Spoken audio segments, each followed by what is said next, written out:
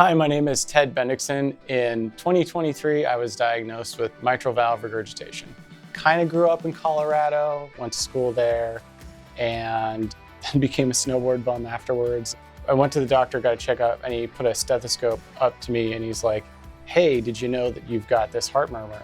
He sent me off to get an echocardiogram and had my first appointment with a cardiologist. "You've got this problem. You've got mitral valve regurgitation.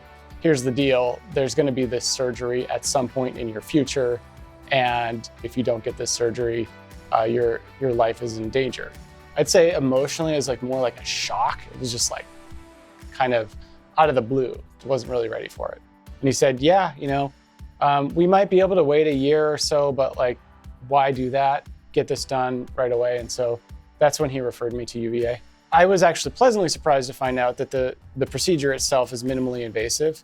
So all of that really did put me at ease quite a bit more. It made me feel like, okay, I'm gonna definitely be going through something, but it's not gonna be quite as serious as I might have thought.